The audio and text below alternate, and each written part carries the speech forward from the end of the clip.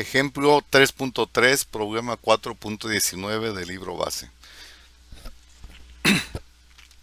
Si se sabe que para la viga troquelada que se muestra en la figura el esfuerzo permisible es de 120 megapascales en tensión y de 150 megapascales en compresión, determine el máximo par o momento M0 que puede aplicarse.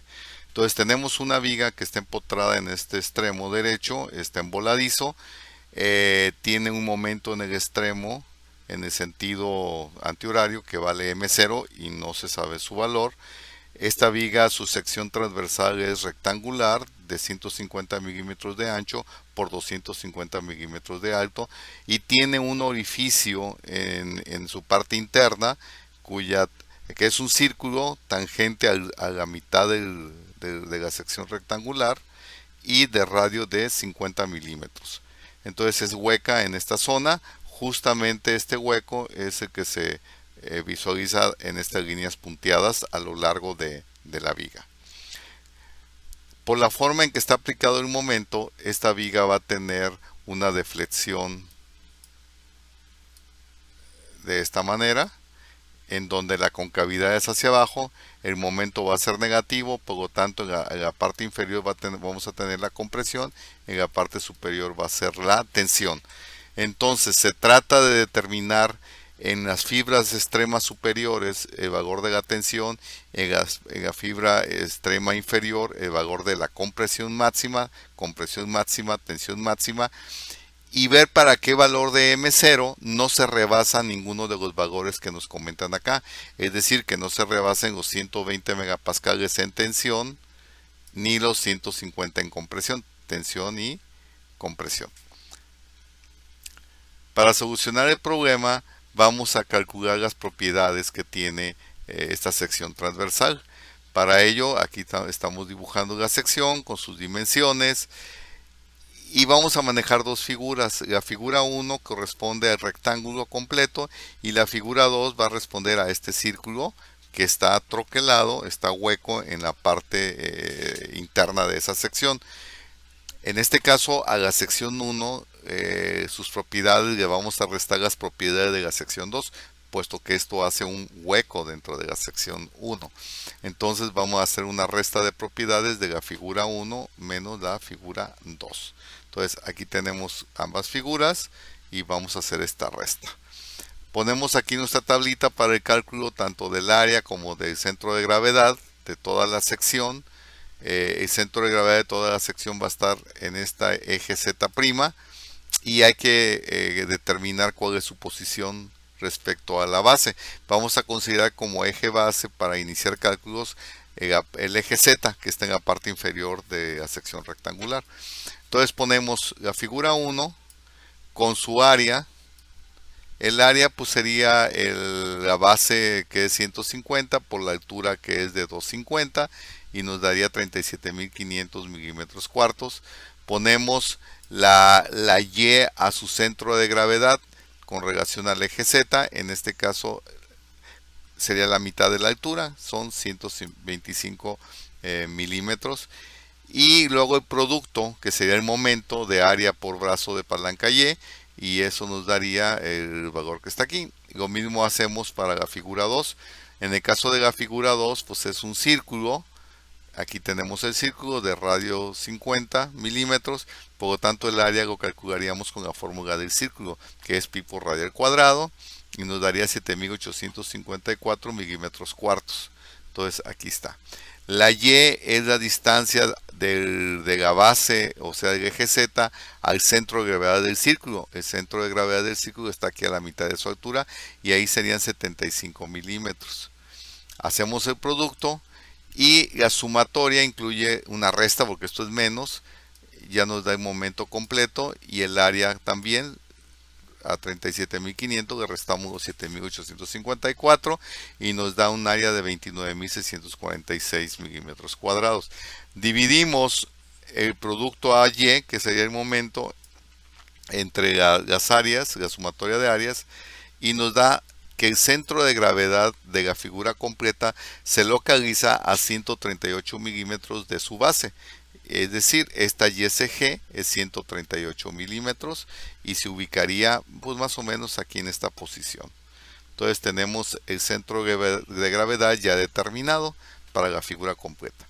Proseguimos nuestra tabla y aplicando el teorema de Steiners vamos a determinar aquí el momento de inercia de cada una de estas figuras, pero ya no con respecto a la base que está en el eje Z que está en la base, sino con respecto al eje Z'. Para ello determinamos el momento de inercia respecto a su propio centro de gravedad de cada figura y luego la distancia de su centro de gravedad al centro de gravedad general de la figura, y aplicando el teorema de Steiners calculamos ya el momento de inercia trasladado al eje Z'. Hacemos la operación con ambas figuras y ya sumamos, obviamente este es menos, y nos daría el momento de inercia de toda la figura con respecto al eje Z'. Si tienen alguna duda con este cálculo, pueden ver el ejemplo anterior donde se detalló se hizo un mayor detalle de la explicación. De todos modos, lo que estamos aplicando aquí pues es el teorema de Steiner o de ejes paralelos. Entonces pueden revisar esa parte.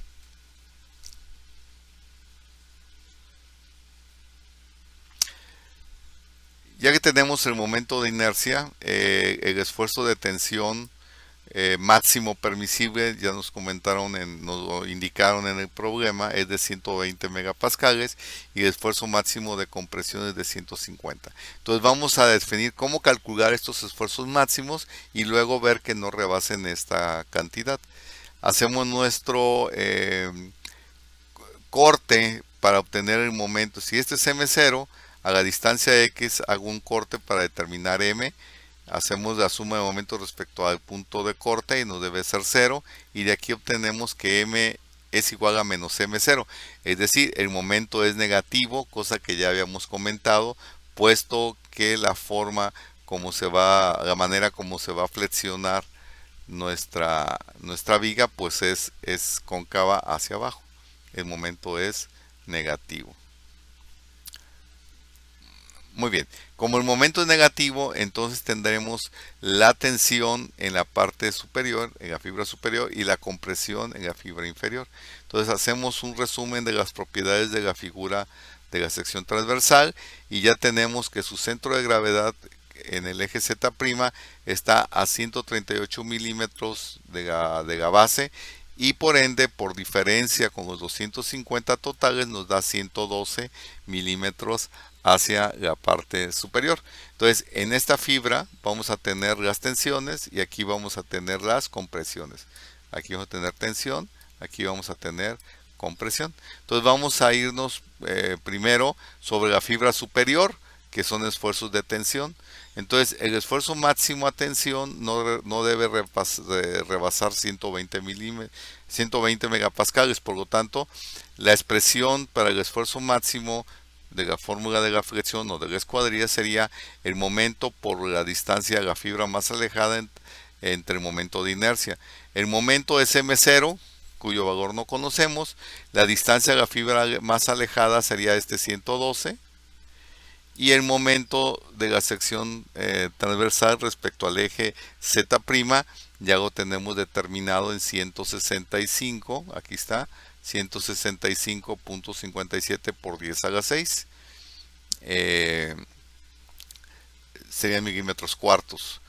Entonces, sustituyendo aquí, este término debe ser menor o igual a 120, que es el esfuerzo máximo permisible a tensión.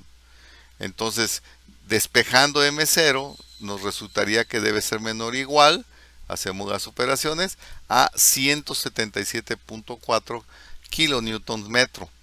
Aquí lo calculamos en newton, milímetros, y lo pasamos a kilonewton metros, es decir, dividimos entre 10 a la 6, 1, 2, 3, 4, 5, 6 decimales a la izquierda, 177.4 redondeando a 4 S3. Por otro lado, analizando ahora la compresión en la fibra inferior, en la misma fórmula, momento por C, nada más que ahora esta C es la C de la fibra inferior, que es esta.